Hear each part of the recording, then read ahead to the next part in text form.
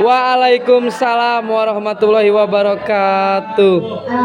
Pertama-tama yang terhormat Ibu Kepala Sekolah dan yang saya hormati Dewan Guru dan Bapak Guru SDN Banyu Mekar 1.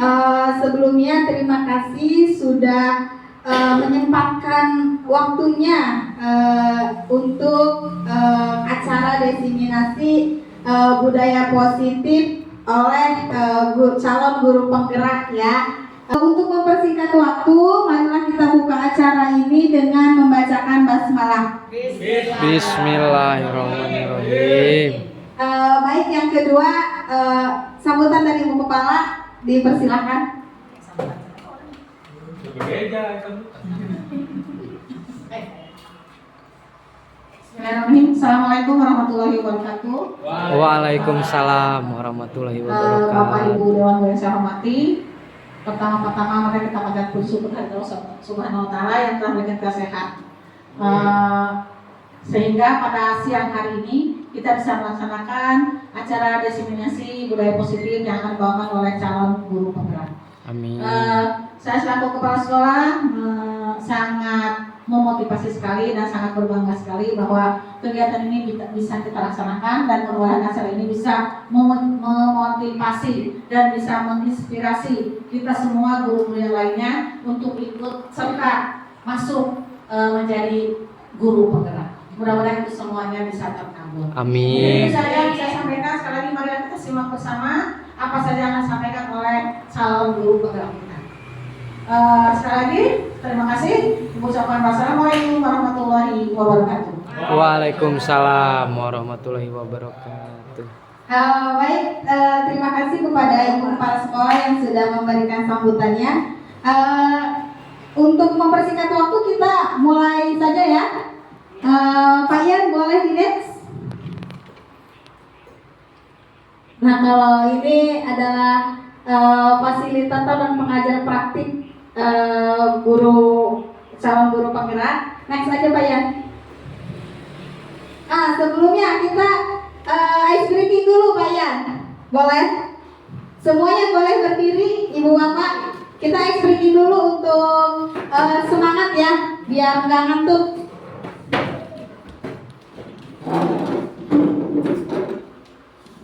Yuk berdiri.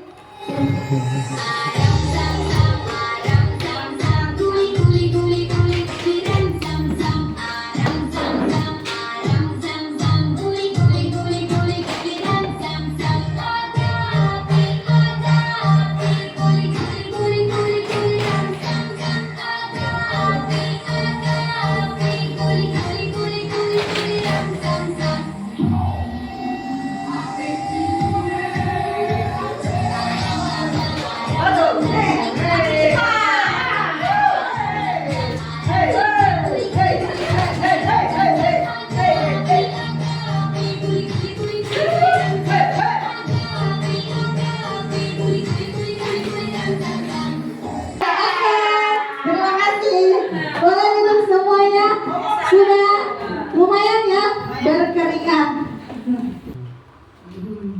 Dilanjut Pak Ian. Tes. Udah Bu. Siap. Di sini ada langsung saja ada pertanyaan pemantik. Yang pertama adalah pemberian hukuman dapat mendisiplinkan siswa. Setuju apa tidak setuju? Tidak. Ayo, setuju atau tidak setuju? Tidak setuju. Kenapa? Boleh? Siapa yang memberikan alasan? Tidak setuju. Boleh Bu? Kalau pemberian hukuman dapat mendisiplinkan siswa, saya kira kurang setuju. Karena untuk supaya anak disiplin itu tidak perlu dengan hukuman, tapi dengan cara ditegur dan diberikan contoh oleh ibu gurunya. Terima kasih. Baik, tepuk tangan. Ada lagi? Bunuh? Mau? Terus lanjut yang nomor kedua. Pemberian hadiah dapat meningkatkan prestasi siswa. Setuju apa tidak setuju? Setuju. Alasannya boleh?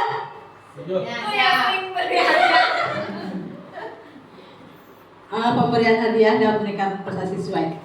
Sangat setuju ya. Karena pemberiannya itu merupakan motivasi untuk meningkatkan belajar anak, bisa ya, juga bisa semangat.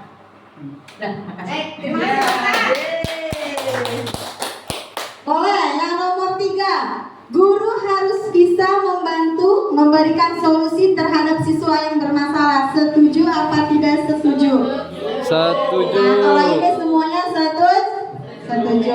Yang nomor 4. Guru berperan sebagai teman bagi siswa. Setuju apa tidak setuju?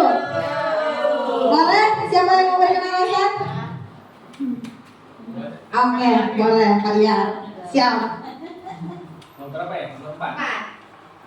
Baik, guru berperan sebagai teman bagi siswa, bagi saya setuju ya, karena sebagai pendidik kita harus mendekatkan diri secara emosional, secara pendekatan pribadi, tapi yang jelas tujuannya untuk agar siswa itu tidak canggung terhadap gurunya itu, tapi ada batasan-batasannya, ya kan? Dimana pendidik ya sebagai pendidik, siswa ya sebagai siswa. Cuman cara emosional kitanya aja mendekatkan diri terhadap siswa tersebut. Udah itu saja Bu.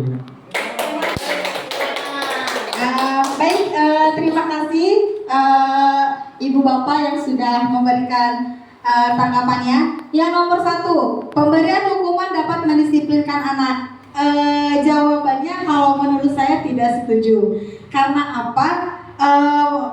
Cara mendisiplinkan anak itu bukan dengan cara memberikan hukuman, ya, tetapi dengan kita mengarahkan atau kayak kita menuntun anaknya. Kalau seandainya memberikan hukuman, itu malah membuat anak tidak percaya diri, malah yang ada mereka bakalan down. Contohnya, saya kasih contoh yang pertama, ketika anak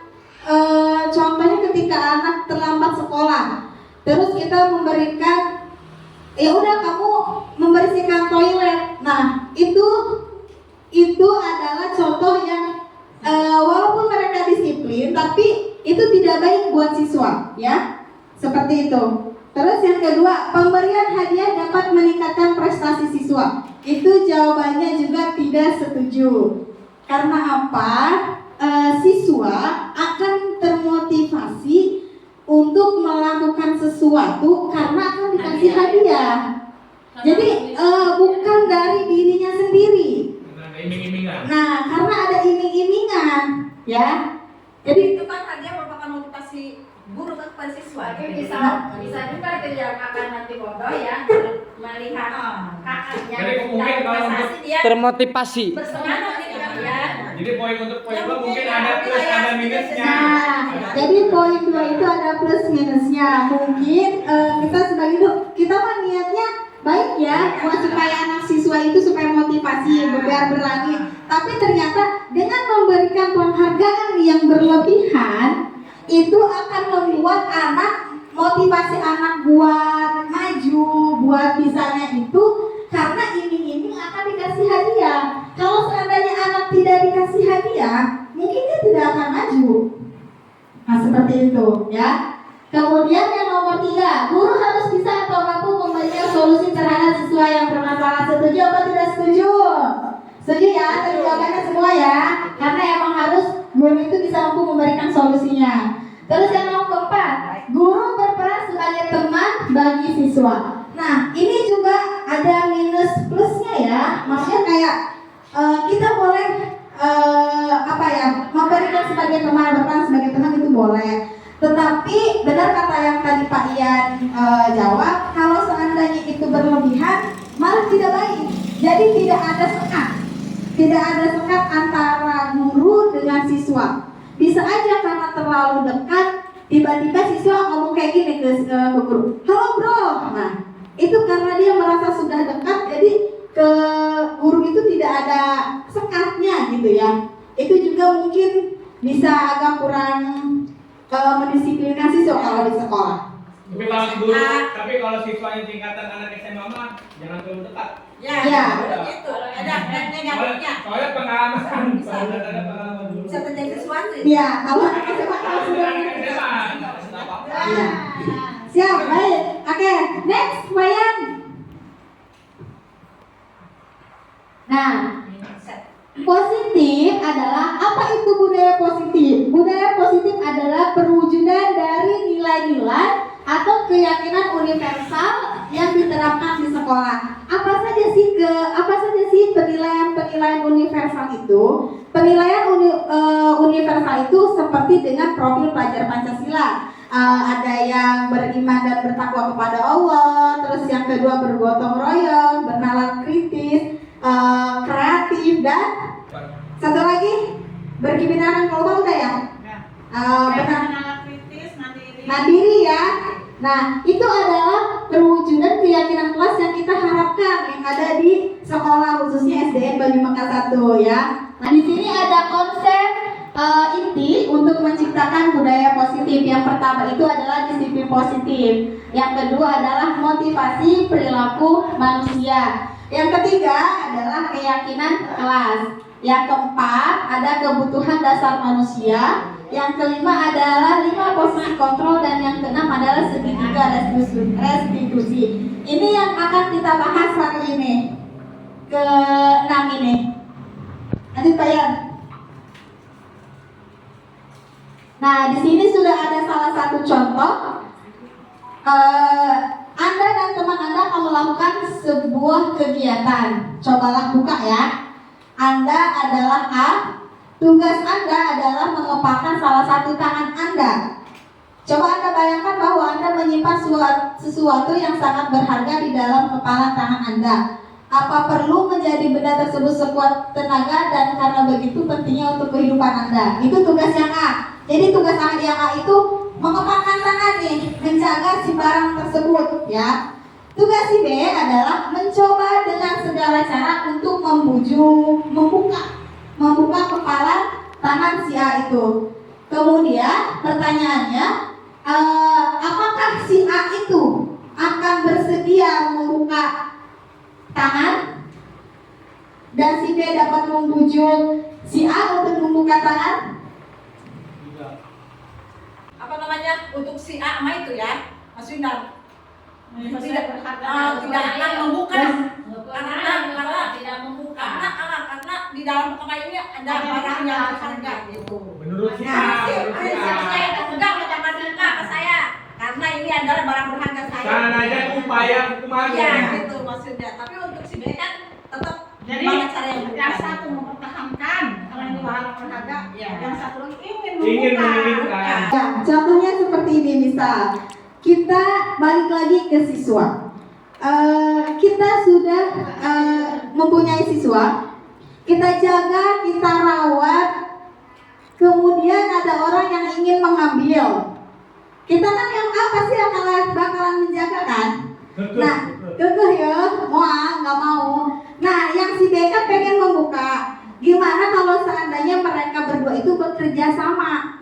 Jadi tidak akan membuka, si A tidak akan membuka, si B juga tidak akan memaksa, tetapi berkolaborasi untuk menumbuhkan siswa itu menjadi lebih baik. Apakah bisa seperti itu? Tapi kan harus tahu visi misinya dulu. Nah itu, maksudnya karena kita ingin menjaga si anak itu biar tumbuh. Harus tahu visi misi dulu, di dalam genggamannya itu ada apa. Ada intinya kan ada anak siswa, ada siswa. Ini kan mencontohkan yang kepala. Intinya di sekolah itu harus ada kolaborasi atau kerjasama antar rekan guru, wali murid dan semua komunitas belajar untuk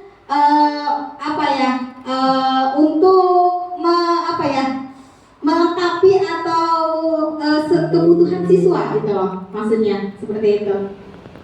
Jadi kesimpulannya harus semua ikut kerja. Nah, jadi intinya semuanya harus bekerja sama untuk menjaga atau memenuhi kebutuhan si siswa tersebut.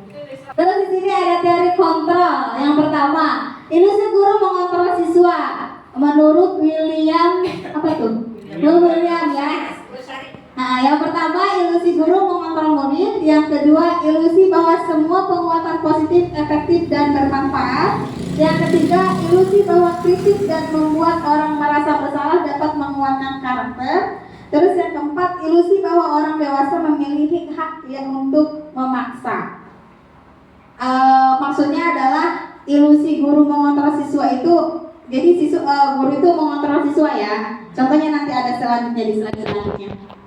Ini adalah teori-teori kontrol, simulasi, stimulasi respon, dan teori kontrol nih kalau seandainya menurut Pak Stephen ya. Ini realitas dan kebutuhannya sama. Terus kalau teori kontrolnya realitas kebutuhan kita berbeda. Ternyata kebutuhan guru dan kebutuhan murid pasti beda, tidak bakalan sama seperti itu.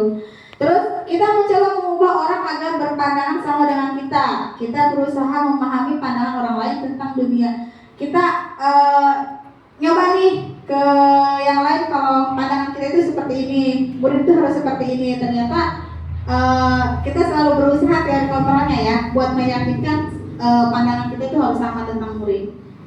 Disiplin positif merupakan salah satu cara penerapan disiplin yang bertujuan untuk menumbuhkan kesadaran serta memberdayakan anak untuk melakukan sesuatu tanpa sogokan, ancaman, dan hukuman.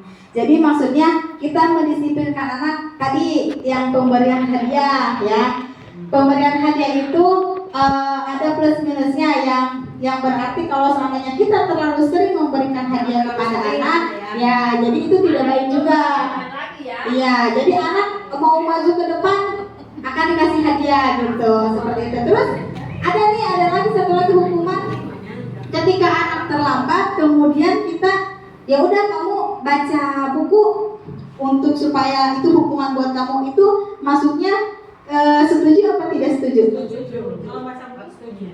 Nah itu terkadang mindset kita itu seperti itu ya, dengan memberikan hukuman itu adalah mendisiplinkan anak. Padahal seperti itu juga salah ya. Harusnya tidak seperti itu, walaupun itu suruh anak membaca buku untuk mendisiplinkan, tetapi tetap itu adalah hukuman yang tidak boleh diberikan kepada anak.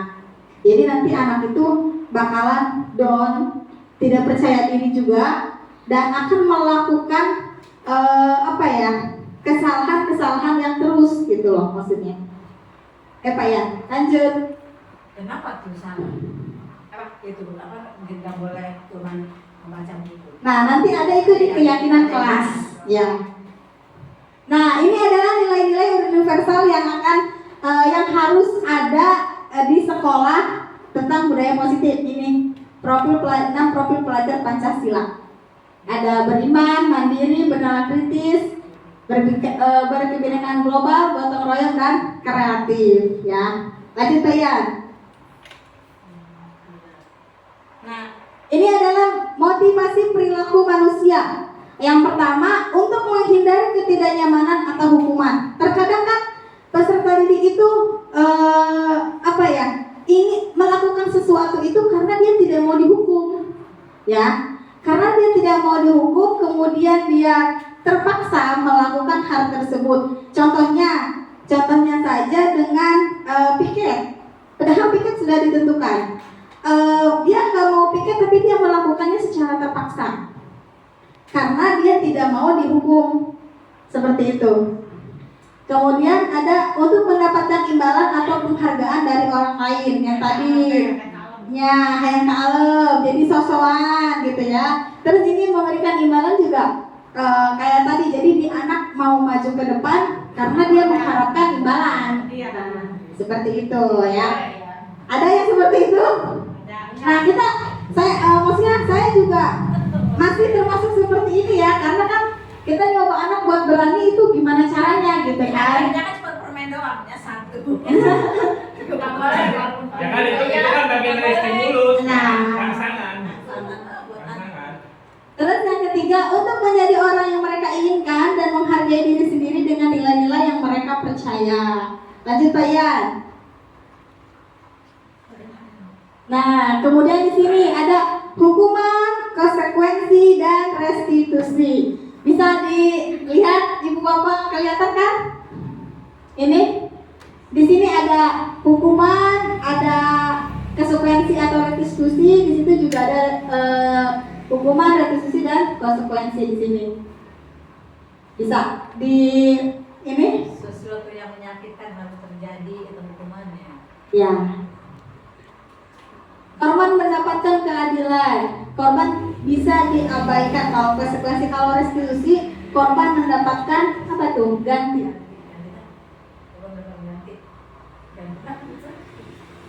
Mungkin bisa diganti dengan yang lain kayak pendekatan sama solusi ya, seperti itu. Lanjut Pak ya. Kayak norma dan hukum. Nah, di sini hukuman bersifat tidak terencana dan tiba-tiba, atau murid tidak tahu apa-apa yang akan terjadi dan tidak dilibatkan. Bersifat satu arah dari pihak guru yang memberikan dan murid hanya menerima. Jadi itu yang disebut dengan hukuman ya. Jadi hukuman itu tidak direncanakan, langsung saja, spontan. Itu yang disebut dengan hukuman. Terus ada konsekuensi, bersifat terencana atau sudah disepakati. Bentuk-bentuk konsekuensi dibuat oleh guru. Jadi kita contohnya membuat kayak peraturan apa Bu? Iya, kayak kesepakatan kelas. Itu kan bisa dilanggar sama murid ya. Jadi kita dapat konsekuensinya seperti apa. Kalau kalian itu terlambat harus apa? Nah. Jadi ada kesepakatan. Bukan hukuman. Bukan ya. Nah, terus di sini ada restitusi. Proses menciptakan kondisi bagi murid untuk memperbaiki kesalahan mereka sehingga mereka bisa kembali pada kelompok mereka dengan karakter yang lebih kuat. Jadi segitiga restitusi itu adalah cara kondisi bagaimana sih si siswa itu supaya kayak tidak telat lagi. Jadi diskusi dengan siswa.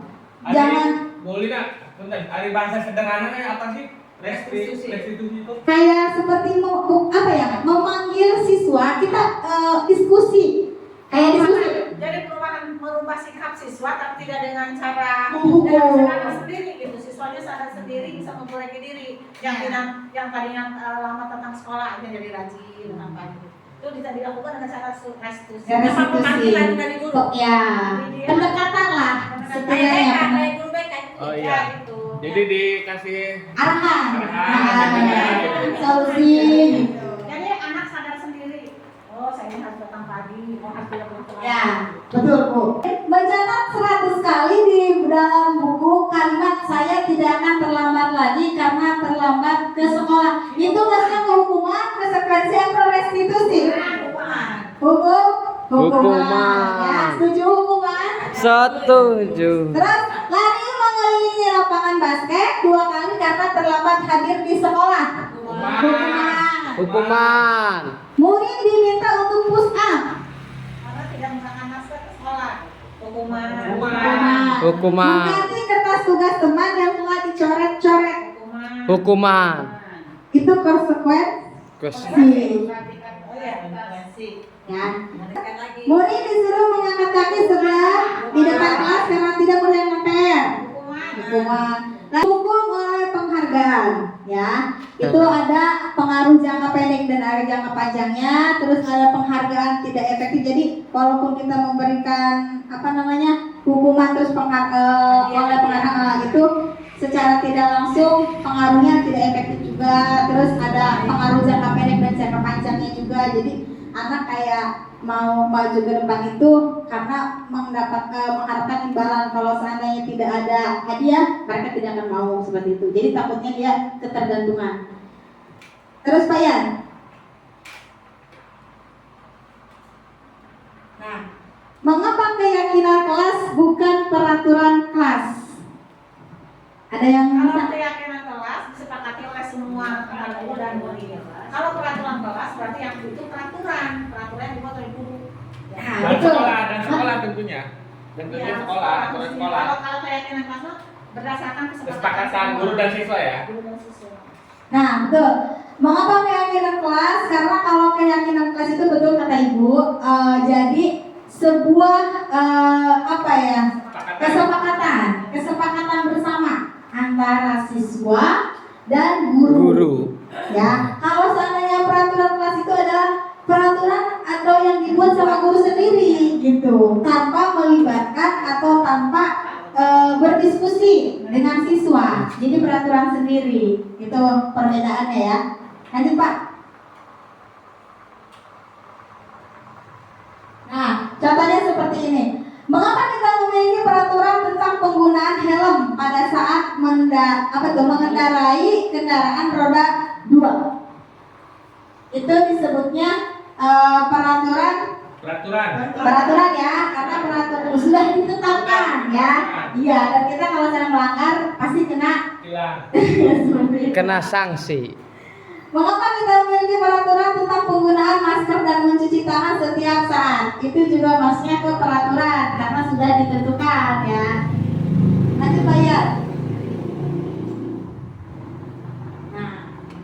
Nah betul. Nah kalau ini adalah keyakinan kelas dibuat berdasarkan kesepakatan antara guru dan siswa, bersifat universal. Kemudian kalau peraturan biasanya dibuat oleh guru, bersifat satu arah. Nah Bapak Ibu, saya mau nanya, ketika peraturan di kelas, biasanya Bapak Ibu menanyakan kepada siswa apa dibuat langsung sendiri? Ya Ibu Guru jawab. Ayo Ibu Guru, Bapak Guru. Kemarin buat sendiri. Jadi siswa itu ngikutin. Nah itu ternyata salah ya. Harusnya kita diskusi sama siswa mau seperti apa.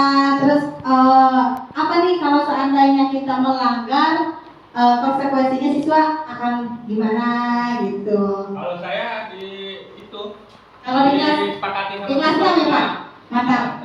Berarti sudah melakukan keyakinan kelas ya. Kayak misalkan diwajibkan harus memakai sepatu, kalau enggak diambil sendalnya. Itu kan bagian dari itu. Nah, terus anak-anak sudah Dan anak-anak alhamdulillah menyetujui. sudah mengikuti termasuk peraturan-peraturan yang lain. Ya, maka berarti itu sudah melakukan keyakinan kelas ya, karena sudah berdiskusi dengan anak. Kalau untuk kelas tinggi mungkin agak bisa, tapi kalau untuk kelas rendah kayak kelas 1, 2, 3 agak kerepotan. Adalah cara pembentukan pembentukan keyakinan kelas ya. Di sini ada mempersilahkan dulu kepada siswa mau seperti apa, mau bagaimana, kemudian disusun keyakinan kelas tersebut, kemudian ditinjau kembali apakah itu sudah baik apa belum. Lanjut Pak Yan. Nah ini 5 posisi kontrol guru. Guru ada sebagai penghukum, pembuat merasa bersalah, teman, pemantau, atau manajer. Dari kelima posisi kontrol ini, kita nih sekarang ada di posisi berapa? Masa tuh 3 sama 5, 4, 5, 3, 4, 5 ya. Sedangkan ternyata terkadang kita masih ada di posisi 1. Harusnya kita ada di posisi 5. Kita harus ada di posisi 5 sebagai manajer, ya. Lanjut Pak Yan.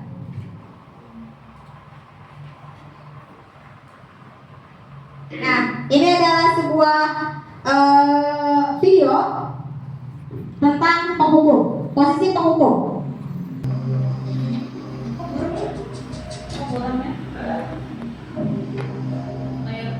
Baran, sini kamu. Ini sebagai penghukum ya, posisinya. Lalu terlambat. Maaf Bu, saya Apa?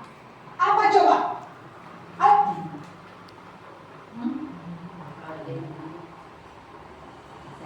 Lima, Jul, Gilirin ya. Kita malam gilirin. Kapan sih kamu tidak terlambat? Malas sekali ya kamu jadi anak. saya Dasar pemalas. Gak kapok-kapok si kamu. Galak amat Bu. Mari sekarang. Galak amat Bu. Batak baru. Sudah berapa kali tuh? Batak baru. Wih, macam mana Bu Haji? Ini. Bu Haji jangan marah. Sana. Kamu keliling lapangan basket 2 kali. kenapa saya harus keliling lapangan basket Bu? Kenapa? Kamu melawan ibu. Berani-beraninya jawab. Sudah terlambat masih berani jawab pula. Sekarang keliling lapangan basket 5 kali sekalian. Biar kapok. Cepat. Pergi sana ke lapangan basket.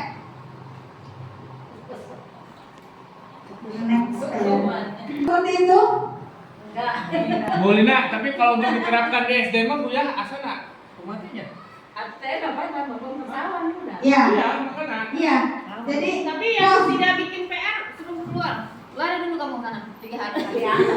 Enggak, maksudnya ada air rasa Tapi karunya. tidak keluar ayah. Karunya ada gitu anak-anak SD mah gitu dibanding anak tingkatan SMP. Dulu sama aja SMP Dulu dulu waktu ada mengajar, anak anak yang tidak sampai ke depan berdiri angkat kaki sebelah. Nah, Kalau jauh ya Bu. Dulu kan nggak ada HAM, nggak ada aturan HAM dulu, sekarang udah ada. Iya. Lain lagi aturan Tapi eta anak jelas. Iya. Jadi anak saya sebagai apalagi Bu kalau berkelompok. Hiji, dua, tilu. Terus jatuh nih, tuh enggak. Hukum seperti itu, artinya bisa dendam. Nah, iya kalau soalnya peraturannya kan lain lagi, nggak seperti itu. Ya makanya yang dipertanyakan ke saya, apakah ini diterapkan di SD juga atau enggak? semua enggak maksudnya tidak boleh kita Bukan diterapkan ini mah, maksudnya apa? Larangan larangan kita untuk hukum itu siswa itu nggak boleh. Tidak boleh dihukum. ya betul Gitu. di sini kita membudayakan budaya positif yang dimana kita seperti penghukum guru sebagai penghukum tidak boleh Intinya yang tadi gambar itu nggak boleh. nggak boleh itu sebagai hukum Bising yang diterapkan gitu. lalu diterapkan bisa waduh pusing nanti Sekarang ada peraturannya nggak boleh. sebenarnya dulu juga tidak boleh hanya aja mungkin kalau dulu tidak ada yang seperti ini kali ya Kalau dulu itu ya siswa sama guru dibagi hukum bagaimanapun nggak pernah bilang ke orang tuanya, nggak pernah. Kalau dipukul tampalin enggak diem Nah, aja. gini masalahnya. Sekarang ya baru juga disuing bilang ke orang tuanya tidak menerima. Dulu mah orang tuanya nggak apa-apa karena kamu nakal mungkin dihukum sama bu guru. Makanya ya Bu Lina, contoh soal kayak gini. Kita memberikan PR kan ya. Terus si besok harinya mereka ternyata tidak mengerjakan. Nah, solusinya seperti apa? Nah, nanti itu ada di bagian kita melakukan segitiga restitusi atau pendekatan kepada anak. Jadi jangan langsung menjudge kamu tidak mengerjakan PR, kamu salah, lari ke lapangan. Kan kita kan sekarang seperti itu. Ternyata sebaiknya solusi yang akan kita panggil anak, diskusi dengan anak, tanya kepada anak. Kamu contohnya kamu tahu kenapa dipanggil ke sini, ya kan? Itu tanya dulu nih, menstabilkan identitas dulu nih. Nah, dan itu kita tanya, apakah dengan tidak mengerjakan PR sesuai dengan keyakinan kelas yang sudah kita sepakati atau kita tanya terlebih dahulu kenapa bisa seperti itu? Nanti kan anak mengungkapkan alasannya, atau bisa jadi karena dia ketiduran. Terus nanti kita sebagai guru cari nih solusi bareng-bareng sama anak bagaimana anak supaya tidak melakukan seperti itu atau melakukan tindakan berusaha melakukan yang baik lagi seperti itu. Bu Ina, seperti itu. Nah, terus ini nih tadi ya sebagai yang penghukum berbicara dengan nada tinggi, berkacak pinggang sama membentak itu sebagai penghukum. Tidak boleh ya guru seperti itu. Hukuman verbal atau fisik dampaknya ketika kita melakukan seperti itu kepada anak yaitu murid menjadi pendendam. Jadi benar kata yang tadi Bu Nong. Jadi anak akan marah ya, anak guru ih, setan. Nah, kan gitu nanti anak itu ya. Terus yang kemudian tidak menyukai guru. Jadi dia udah dendam, marah balik kan anu aya. Seperti itu. Kalau seandainya kita terlalu iya. Iya. Sampai tidak mau sekolah. Iya. Tapi emang untuk dampaknya nomor satu pernah saya coba dan pernah ketahuan murid dari pendendam ada. Iya. Bahkan sampai melawan golok. Iya. Murid SMK Bu. Nah, kalau dulu itu Jangan bukan. Ya. kalau SD juga kadang ada aja yang kita kan tidak pernah tahu sifat sama ini manusia seperti apa.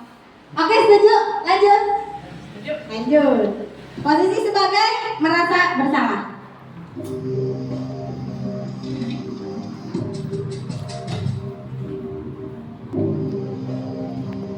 Naren.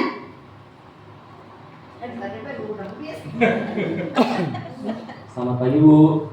Naren.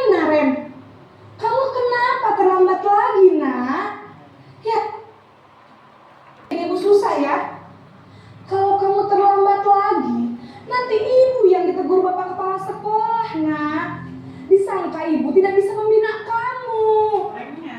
Duh, gimana ini?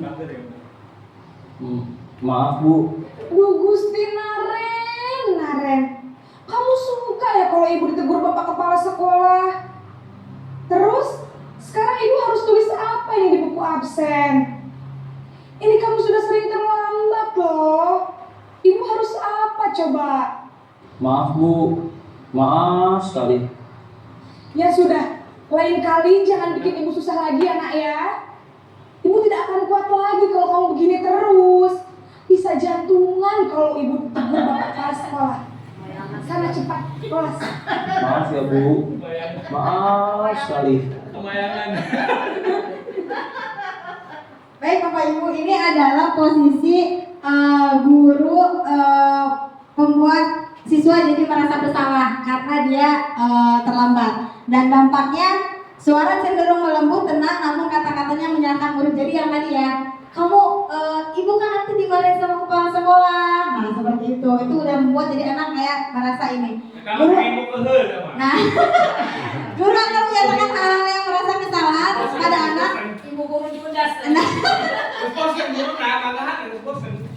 Nah ya, kemudian capek murid ya.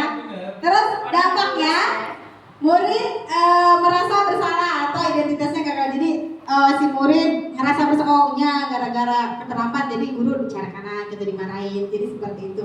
Terus rendah diri dan menarik diri dari lingkungan. Jadi efeknya si murid itu karena merasa bersalah, bertemu dengan guru pun dia akan merasa malu kayak gitu ya. Kan aku seperti itu. Nah iya. Lanjut Pak. Nah di sini adalah posisi sebagai teman.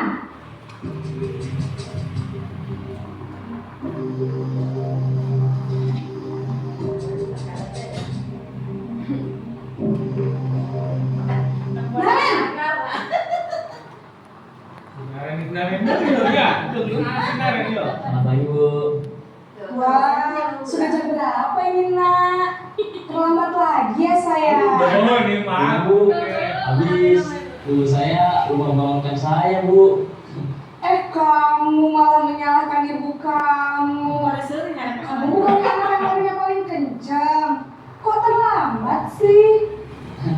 Iya Bu, saya memang terlambat bangun tadi. Jadi biarpun saya lari kencang, tetap gak kekejar Bu. Ya sudah sana. Nanti lain kali larinya lebih kencang lagi ya. Biar gak terlambat lagi. Bikin seperti ibu. Bisa kan? Bisa lah Bu. Ya sudah sana masuk kelas. Ibu beresin urusan absen kamu. Kamu ini ada-ada saja. Nah kalau ini adalah guru sebagai teman. Dengan suara guru akan ramah. Jadi ramah maksudnya yang kayak tadi ada bilang sayang, supaya jadi merasa ke anaknya juga agak ini ya. Terus cenderung bersenang-senang untuk menghangatkan suasana. Dampaknya murid akan bergantung kepada satu orang. Jadi dia akan merasa ketergantungan ya. Terus yang kedua, murid tidak mandiri dan tidak bisa berpikir untuk diri sendiri. Itu dampaknya. Jadi oncon ya? Ya, jadi oncon. Oncon kan kalau bahasa dulu jadi oncon, jadi anak kata manja ya, tidak bisa gitu ke diri sendiri. Masih apa ya? Coba orang tahu. Iya, bergantung pada orang lain. Lanjut Pak ya. Di sini adalah posisi pemantau atau monitoring. Ini Naren favorit. Naren.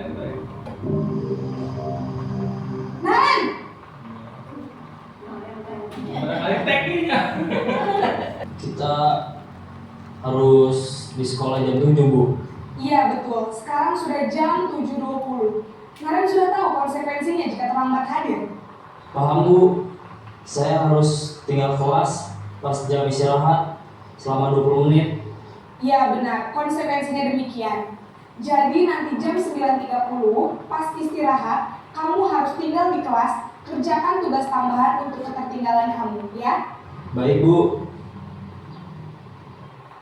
Nah, kalau ini adalah posisinya sebagai pemantau. Jadi ciri-cirinya itu suara datar, tidak emosional, tidak bersenda gurau ataupun menggunakan suara tinggi. Jadi agak lembut ya. Nah, terus dampaknya itu murid akan menghitung konsekuensi dan hadiah tanpa memahami sepenuhnya nilai kebajikan yang dituju. Kemudian tidak sepenuhnya mandiri, itu ya kalau sebagai teman itu. Jadi masih tetap bergantung kepada orang lain dan tetap aja maksudnya kayak akan menghitung konsekuensi dan hadiahnya itu. Lanjut Pak. Yang terakhir, posisi sebagai manajer.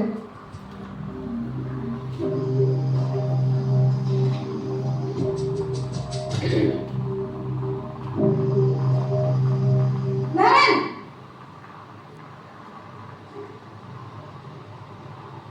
Selamat pagi Bu. Selamat pagi Naren. Maaf Bu, saya terlambat. Iya, sekolah masuknya jam 7, sekarang sudah jam 7.20. Jadi sekarang bagaimana ini Naren? Maaf Bu, saya lupa setel alarm saya semalam. Baiklah, menurut kamu, keyakinan sekolah yang mana yang perlu kamu tingkatkan? Menghargai diri sendiri dan orang lain mungkin ya Bu. Setuju. Jadi, apakah Naren meyakini prinsip saling menghormati tersebut? Iya Bu, saya meyakininya. Apakah Naren bersedia memperbaiki masalah keterlambatan ini? Bersedia Bu. Bagaimana kamu akan perbaiki masalah keterlambatan ini? Saya akan coba untuk tidak lupa menyetel alarm saya Bu. Baik, kalau Naren lupa menyetel alarm di rumah, ada orang yang kira-kira bisa bantu mengingatkan tidak? Ada Bu, kakak saya, Kak Emma. Ada lagi selain Kak Emma? Selain Kak Emma, ada ibu saya. Baik, jadi yang mengingatkan Naren adalah Kak Emma dan ibu kamu ya. Kira-kira akan mulai setel alarm kapan nih Naren? Setelah pulang sekolah, akan segera saya lakukan. Baik, jadi Naren akan setel alarm untuk bangun besok pagi dan akan diingatkan oleh kakak dan ibunda Naren ya. Ada lagi yang mungkin perlu dilakukan Naren agar tidak terlambat bangun lagi? Tidak ada Bu. Baik Naren, terima kasih untuk kerjasama kamu. Sekarang kamu perlu kembali ke kelas untuk belajar. Baik Bu, terima kasih. Nah Ibu Bapak, ini di sini ada 5 posisi kontrol. Yang pertama itu adalah sebagai penghukum, pembuat merasa bersalah, sebagai teman, sama satu lagi apa tadi ya, pemantau, dan yang terakhir adalah manajer. Dari kelima tersebut, seharusnya kita sebagai guru ada di posisi keberapa? Sebagai apa? Sebagai manajer. Dan ciri-cirinya adalah suara netral, tidak emosional, tidak terlalu ramah, dan tidak bernada tinggi. Itu yang ciri-ciri manajer. Terciptanya identitas positif. Kemudian guru akan tulus mengajukan pertanyaan-pertanyaan. Yang keempat, guru membimbing murid untuk memecahkan masalahnya. Dampaknya, murid dapat mandiri. Yang kedua adalah percaya diri dan dapat memecahkan masalah tersebut. Lanjut Pak.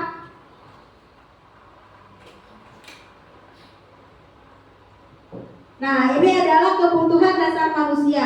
Ada 5 kebutuhan dasar manusia, yaitu adalah kebutuhan bertahan hidup, kemudian kasih sayang dan rasa diterima, yang ketiga adalah penguasaan atau kebutuhan pengakuan dan kemampuan, keempat adalah kebebasan, dan kelima adalah kesenangan. Jadi kalau kita kaitkan dengan peserta didik itu membutuhkan 5 dasar ini, yaitu kebutuhan untuk bertahan hidup, itu kebutuhan untuk saling kerjasama seperti itu ya. Terus kasih sayang, jadi murid juga butuh kita kasih sayangi, kita kasih dia seperti arahan. Kalau dia salah, kita berikan kasih sayang yang terbaik buat anak. Kemudian ada penguasaan atau kebutuhan pengakuan. Jadi anak kalau di kelas butuh nih diaku atau dihargai atau dianggap ada gitu. Terkadang kan saya sendiri ke anak kadang masa, ya udah gitu kan. Ternyata anak itu butuh diakui juga kalau sebenarnya dia itu ada gitu di situ. Terus ada kebebasan, boleh bebas anak tersebut kalau seandainya masih berperilaku positif ya. Yang bebas itu kalau seandainya udah hal negatif, bolehlah kita melarangnya. Dan yang terakhir adalah kesenangan.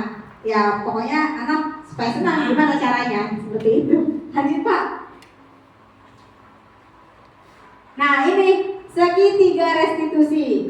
Di sini ada segitiga, yaitu menstabilkan identitas, ada validasi tindakan yang salah, kemudian ada menanyakan keyakinan kelas. Ya, ada contoh ini Pak, lanjut saja. Nah, boleh Pak. Ini adalah contoh dari segitiga restitusi.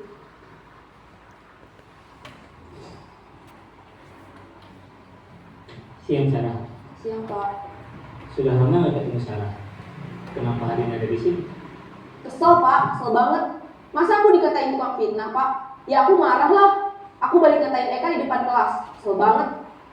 Oh begitu. Ya, Jadi ini disebutnya dengan menstabilkan identitas. akan marah apabila ada yang menuduh Bapak seperti itu. Kemudian pada saat itu kamu mau melakukan apa? Ya saya langsung ngatain Eka lah Pak. Kesel banget. Saya bentak-bentak dia di depan teman-teman lain. Oh begitu. Pasti kamu melakukan seperti itu karena suatu alasan tertentu bukan? Iyalah, masa saya diam saja Pak? Ya saya bela diri lah. Masa saya dituduh tukang fitnah? Ya wajar lah. Mempertahankan harga diri itu sesuatu yang penting buat kamu. Untung kamu tidak bertindak lebih gegabah lagi. Hanya membentak-bentak. Iya Pak. Untung saya masih bersabar dan hanya meminta saja. Sudah gemes padahal, saya pasti bela diri lah. Ya pasti ya. Tapi kamu memilih untuk tetap bertahan dan bersabar. Kamu memilih untuk tidak berbuat lebih parah lagi bukan? Iya. Nah, sekarang coba kita lihat lagi tindakan kamu yang bentak-bentak Eka di kelas. Tindakan kamu itu kira-kira sesuai dengan keyakinan kelas atau prinsip kamu tidak? Enggak lah Pak. Capek Pak jadi pemarah. Jadi keyakinan atau prinsip mana yang kurang sesuai dengan keinginan kamu? Ya, saya sebenarnya sangat menghargai orang lain. Mungkin saat itu saya menjadi emosi, jadi tidak menunjukkan sikap itu. Kamu meyakini tidak? Menghargai orang lain itu penting buat kamu. Yakinlah Pak. Iya, setuju. Kita harus saling menghargai. Namun ada juga keyakinan yang kita sepakati yang perlu kita jalankan apabila kita sedang marah, bukan? Ya, saya bisa lebih proaktif, mulai dengan diri sendiri. Saya bisa jadi lebih bersabar, mengambil waktu jeda untuk berpikir mau apa selanjutnya. Kira-kira kamu bersedia memperbaiki masalah ini tidak? Bersedia Pak. Kalau kamu memperbaiki masalah ini, kamu akan menjadi orang seperti apa? Saya akan menjadi orang yang bertanggung jawab kali ya Pak. Dan senantiasa proaktif. Iya, menurut kamu bagaimana rasanya menjadi orang seperti itu? Ya nyaman lah, bangga bisa bersabar dan menahan diri. Baiklah kalau begitu. Yuk kita pikirkan bagaimana memperbaiki masalah ini.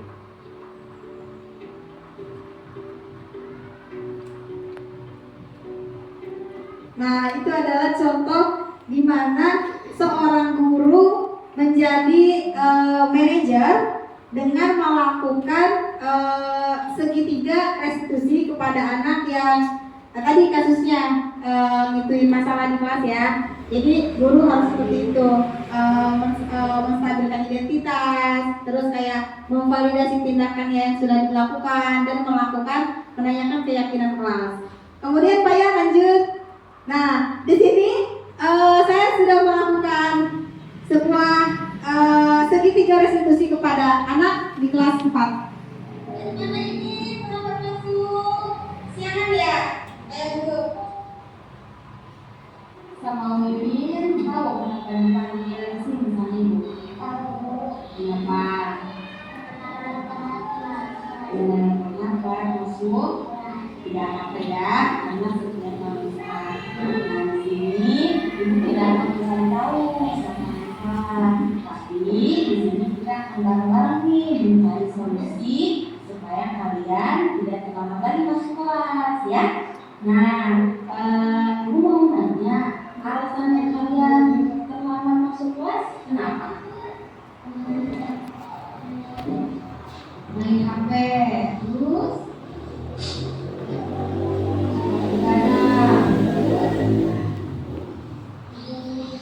tidurnya kemalaman.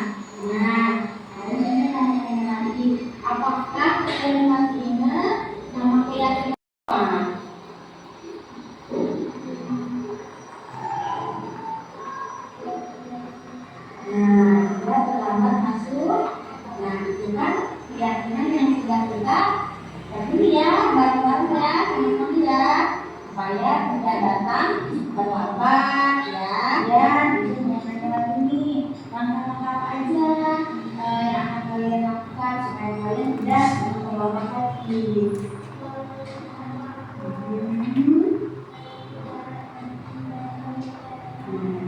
Jadi nanti ya pagi ya, terus nanti bulan ulang tahun ya, nanti bangunnya nanti kesiangan. Nah kemudian apa yang akan dilaksanakan ini? Mulai dari sekarang ya, supaya menjadi lebih baik lagi.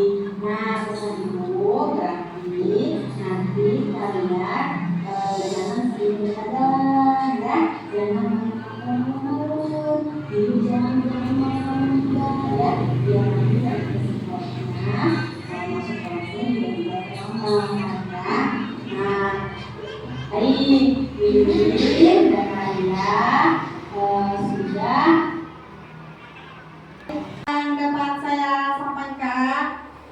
yang dapat saya sampaikan, mudah-mudahan setelah desiminasi ini ibu bapak bisa